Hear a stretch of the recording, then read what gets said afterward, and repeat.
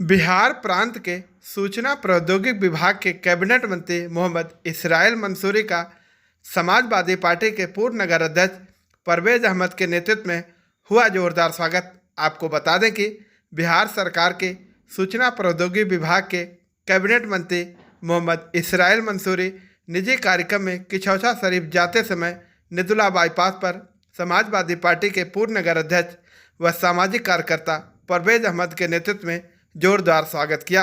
बल्कि कैबिनेट मंत्री ने परवेज अहमद के घर पर सूक्ष्म जलपान भी किया। इस अवसर पर कैबिनेट मंत्री के साथ जनता दल यूनाइटेड समिति के सलाहकार सदस्य इरफान दिलकश भी मौजूद रहे।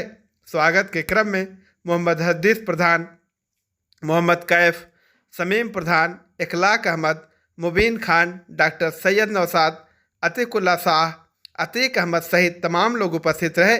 वहीं मीडिया से बातचीत करने पर बिहार प्रांत के पूर्व मुख्यमंत्री नीतीश कुमार के बयान पर बचाव करते कैबिनेट मंत्री मोहम्मद इसराइल मंसूरी नजर आए, जबकि इंडिया अलायंस को लोकसभा चुनाव में बहुमत के साथ जीत की भी बात करते दिखे। वहीं सभी देशवासियों को कैबिनेट मंत्री ने छठ पर्व की बधाई देते हुए बिहार सरकार द्वारा किए गए सरकारी नौकरियों की गाथा भी इन्होंने खूब बढ़ चढ़ के गाया। हालांकि इस अवसर पर तमाम लोग उपस्थित रहे, सभी लोगों ने इनका जोरदार स्वागत किया और इन्होंने भारतीय जनता पार्टी पर जमकर प्रहार करते हुए कहा कि भारतीय जनता पार्टी ने कुछ भी विकास नहीं किया है। निजी हाथों में आज सरकार तमाम चीज़ों को सौंप दी है और उनके साथ ही अब जनता का मोह पूरी तरह से भंग हो गया है। नौकरियों में सरकार काफ़ी पीछे है, जिसको लेकर के उन्होंने अपने सरकार की जमकर गाथा गाते हुए नौकरी देने की भी बात कही। हालांकि इस अवसर पर इनके साथ तमाम लोग उपस्थित रहे। मंत्री जी, उत्तर प्रदेश में आगमन का मुख्य उद्देश्य क्या रहा, किस उद्देश्य से आपका आगमन हुआ? सबसे पहले तो निजी कार्यक्रम भी है किछौछा शरीफ में, और हम लोग के किछौछा शरीफ और देवा शरीफ प्रमुख धर्म स्थल है और हर लोगों की इच्छा रहती है कि वहाँ जाके जियारत करने का काम करें। तो इसी मौके पर हम लोग जो है दोनों जगह जियारत भी कर लेंगे। इसी उद्देश्य से हम लोग चले हैं।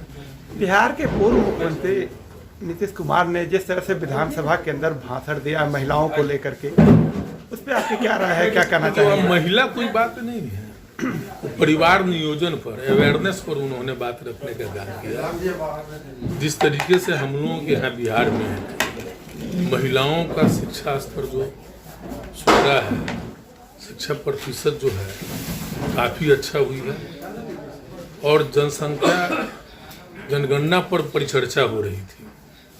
कुछ लोगों की बात थी कि हम लोगों का संख्या बढ़ा नहीं, तो जो अवेयरनेस आई है महिलाओं में, उस पर वह बात बोल रहे थे। उनका कोई ऐसा उद्देश्य नहीं। जो बात कहे थे वो कितनी उचित है?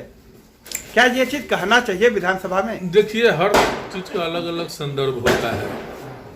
एग्जाम्पल का मामला था, ठीक है, अगर कुछ ज्यादा ही दूसरे तरीके से वो कह दिए, भावना तो उनकी परिवार नियोजन पड़ता है। अगर वैसे शब्द अगर कुछ को बुला गया उनसे, तो उन्होंने अपना स्कूट भी करने का काम किया है। लोकसभा चुनाव को लेकर बिहार में क्या तैयारियां चल रही हैं? लोकसभा चुनाव में बिहार में ही नहीं पूरे देश में जिस तरीके से जुमलेबाजी करके भाजपा सरकार लोगों को झांसे में रख करके करोड़ों युवाओं के साथ नाइंसाफी करने का काम किया। उन लोगों ने रोजगार देने की बात किया था।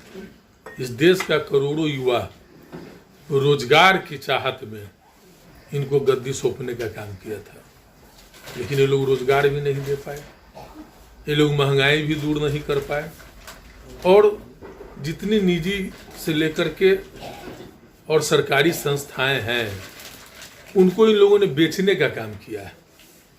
तो देश की जनता समझ चुकी है, जान चुकी है, इसलिए इन लोगों का देश से सफाया होने जा रहा है। विकास के लिए भारतीय जनता पार्टी गाथा गा रही है, तो आपके बिहार में किस तरह का विकास भारतीय जनता पार्टी ने कराया है? क्या कुछ ऐसा है? बीजेपी की विकास तो यही है विकास। जीडीपी दर गिर गया देश का, नोटबंदी में लाखों करोड़ रुपया का नुकसान हो गया, लोग काफी बेरोजगार हो गए, कितने लोग मारे गए। यही विकास है। जैसा आप लोगों ने तमाम संगठन मिल करके एक संगठन बनाया गया है, इंडिया अलायंस बनाया गया है, अगर गवर्नमेंट बनती है तो फिर आप लोगों के क्या एजेंडे होंगे?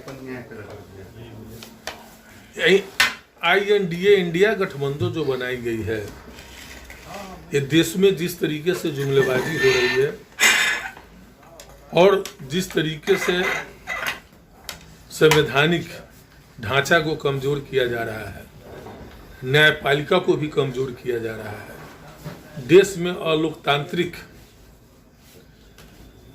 सरकार चल रही है, ऐसा प्रतीत होता है। पहली बार देश आजादी के बाद कोई सुप्रीम कोर्ट के कई जजें ने भी न्यायपालिका खतरे में होने की बात बताई है। इन तमाम चीजों को देश का संविधान बचा रहे, लोकतंत्र बचा रहे, इसके लिए इंडिया गठबंधन बनाई गई है, जिसमें सभी देशवासियों को, देश की आवामों को सुरक्षित उनका हक और अधिकार मिले, इसलिए बनाया गया है। तो सबसे पहले बात है कि संविधान बचाना है। क्या लगता है जनता आप लोगों के साथ जाएगी? निश्चित तौर पर अभी तो जो चुनाव होने वाली है, 5 राज्यों की चुनाव हो रही है, उसमें ही स्पष्ट हो जाएगा कि देश की जनता क्या सोच रही है। और कई चुनावों में, कई राज्यों के चुनाव में इन लोगों को काफी पटकनी भी आई है।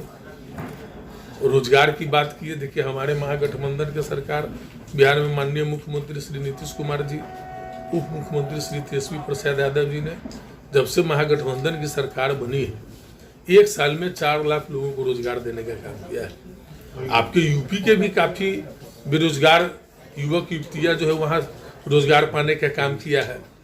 तो हम लोग समाजवादी विचारधारा के लोग हैं, हम लोग जो बोलते हैं सो करते हैं। तो देशवासियों से क्या अपील करना चाहेंगे आप?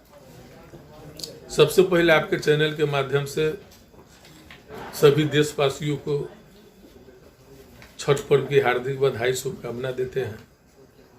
और यह निश्चित तौर पर कहना चाहते हैं कि देश का जो संविधान है और देश की जो आज़ादी में तमाम धर्मों के लोगों ने अपने आहुति देने का काम किया है। सभी वर्गों के लोगों के